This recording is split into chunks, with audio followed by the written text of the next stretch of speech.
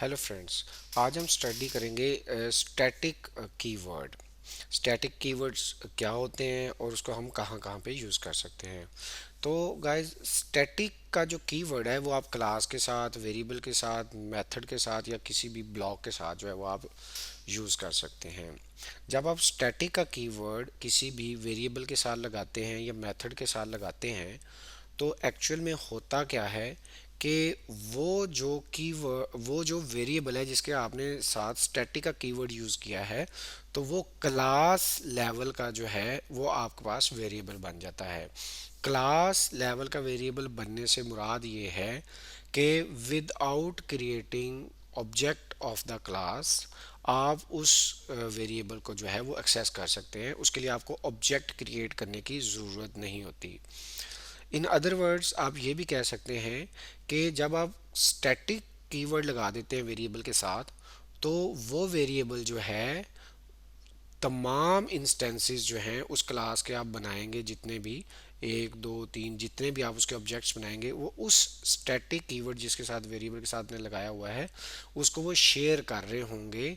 उसकी अलग-अलग कॉपी जो है उन इंस्टेंसेस पे नहीं पड़ी होगी।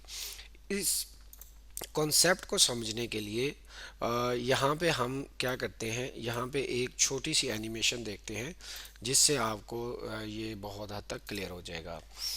तो यहाँ पे देखें, अब मेरे पास दो वेरिएबल्स हैं जिनको मैंने स्टैटिक डिक्लेयर किया हुआ है, आई एंड जे। अब मैं एक ऑब्जेक्ट क्रिएट करता हूँ और जिसको मैं कहता हूँ कि ऑब्जेक्ट वन है। अब ऑब्जेक्ट वन जो है ये क्या करेगा, जब मैं इसको क्रिएट करूँगा तो ये आई और जो जे है, ये जो दो वेरिएबल्स हैं जो मेरे पास स्टैटिक मेमोरी में पड़े हुए हैं, ये उनको शेयर करेगा। ये देखें, ये मेरे पास दो वेरिएबल्स आई और जे हैं जो स्टैटिक मेमोरी में पड़े हुए हैं। तो ऑब्जेक्ट वन क्या कर रहा है, वो आई को और जे को शेयर कर रहा है। अब सिमिलरली मैं एक और ऑब्जेक्ट क्रिएट करता हूँ, ऑब्जेक्ट टू। तो ऑब्जेक्ट टू क्या करेगा, ये भी जो हमारे पास वेरिएबल्स हैं आई और जे, इनको शेयर कर रहा होगा। लेकिन अगर हम एज्यूम कर लेते हैं कि ये नॉन स्टैटिक वेरिएबल्स थे, आपने स्टैटिक का कीवर्ड इनके साथ यूज़ नहीं किया हुआ, तो इन दैट केस क्या होगा, आई और ये जे जो है इसकी एक कॉपी ऑब्जेक्ट वन में पड़ी होगी और एक कॉपी जो है वो ऑब्जेक्ट टू में पड़ी होगी। अगर हम ऑब्जेक्ट लेट्स सपोज हम चेंज करते हैं, object one dot I equal to 30 करते हैं, तो अगर नॉन स्टैटिक वेरिएबल्स हैं तो क्या होगा, सिर्फ ऑब्जेक्ट वन के अंदर जो है आई की वैल्यू चेंज होगी, ऑब्जेक्ट टू के अंदर उसकी वैल्यू पे कोई इफेक्ट नहीं पड़ेगा। लेकिन अगर ये स्टैटिक है तो अगर आप इसकी वैल्यू चेंज करते हैं तो वो यहाँ पे चेंज होगी। तो जब आप ऑब्जेक्ट वन डॉट आई प्रिंट करेंगे तो भी 30 प्रिंट होगा, और object to dot I print करेंगे तो भी 30 प्रिंट होगा। लेकिन अगर उसकी कॉपी इधर सेपरेट कॉपी पड़ी होती, तो जब आप आई प्रिंट करेंगे तो उस केस में तो 30 प्रिंट होगा। लेकिन ऑब्जेक्ट टू डॉट आई जब करेंगे तो वो आपको उसकी इनिशियल वैल्यू जो पड़ी होगी लोकल ऑब्जेक्ट टू के अंदर जो पड़ी होगी उसकी लोकल कॉपी, वो उसकी वही वैल्यू जो है प्रिंट करेगा। तो आई होप आपको स्टैटिक वेरिएबल्स का जो कॉन्सेप्ट है वो क्लियर हो गया है। अगेन मैं एक रिपीट कर रहा हूँ इसको। स्टैटिक वेरिएबल्स, अगर आप एक ही क्लास के मल्टीपल ऑब्जेक्ट्स बनाते हैं तो उनमें वो शेयर होंगे, अलग-अलग कॉपी नहीं होगी। लेकिन अगर नॉन स्टैटिक वेरिएबल्स हैं तो हर ऑब्जेक्ट के अंदर अलग-अलग कॉपी उसकी पड़ी होगी।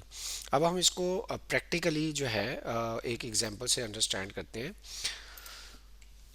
लेट्स अज्यूम कि मेरे पास ये एक स्टैटिक जो है वो वेरिएबल है। अब अगर इसको मैंने किसी भी मेथड के अंदर, लेट्स सपोज ये मेन मेथड है मेरा, अगर मैंने इसमें ही इसे यूज़ करना है तो इसके लिए मुझे अलहदा से कोई जो है ऑब्जेक्ट क्रिएट करने की ज़रूरत नहीं है, क्योंकि ये मेरे पास जो वेरिएबल है ये मेरे क्लास लेवल का वेरिएबल है।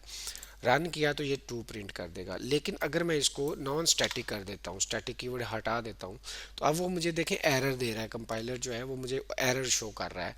तो इसके लिए मुझे क्या करना पड़ेगा, मुझे क्लास स्टूडेंट का एक जो है वो ऑब्जेक्ट जो है वो क्रिएट करना पड़ेगा। तो ये देखें एस डॉट जब मैं करूँगा तो अब वो एरर रिमूव हो गया और इसकी वैल्यू जो है वो प्रिंट हो जाएगी। तो ये था स्टैटिक का हमारे पास, अगर हम किसी भी वेरिएबल के साथ जो है वो यूज़ करते हैं, तो इसे बोलते हैं स्टैटिक वेरिएबल्स।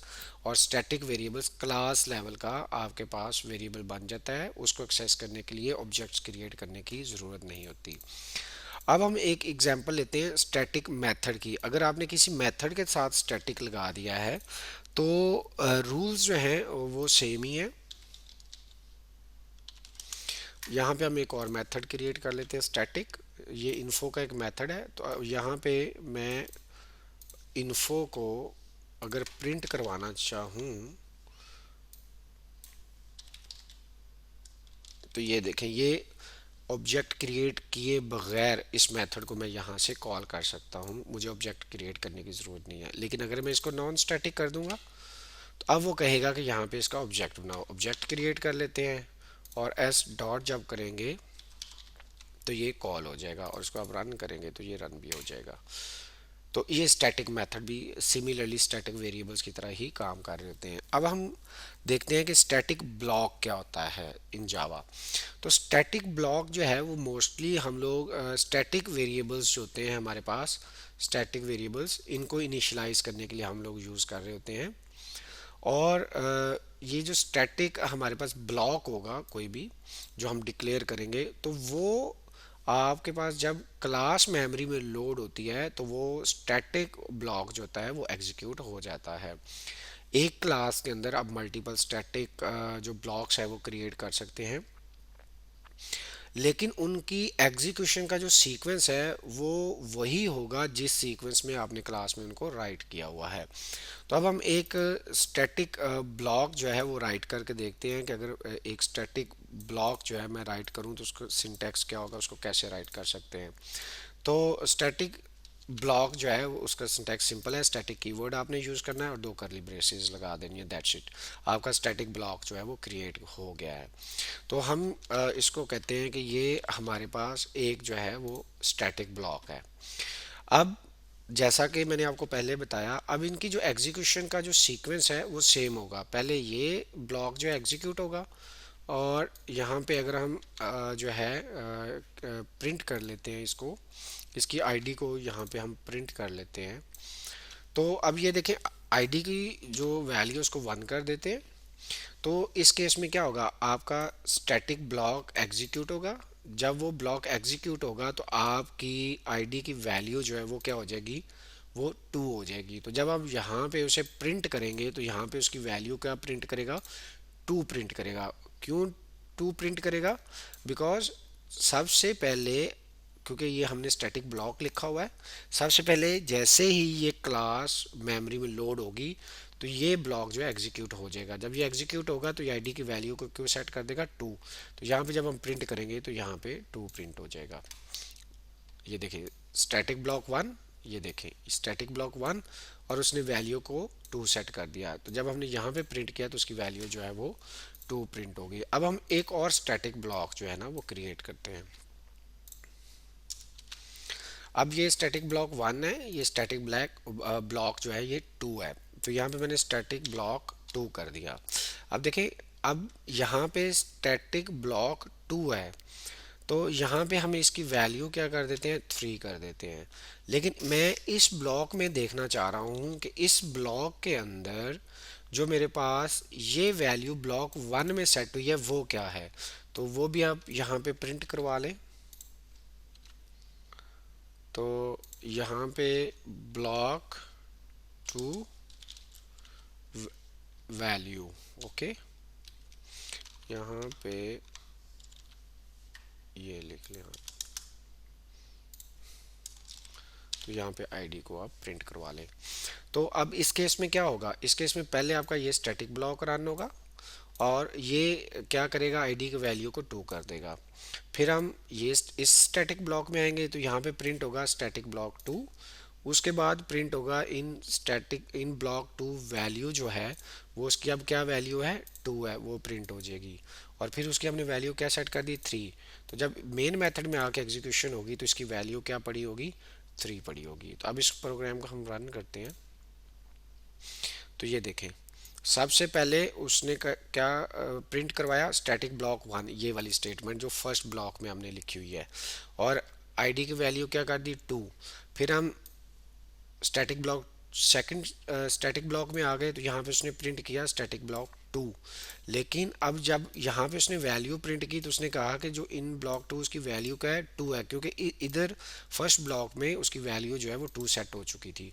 तो सेकंड ब्लॉक में हमने फिर उसकी वैल्यू थ्री सेट कर दी, और जब यहाँ पे हमने उसे प्रिंट करवाया तो उसने कहा जी अब जो उसकी वैल्यू पड़ी हुई है वो थ्री पड़ी हुई है।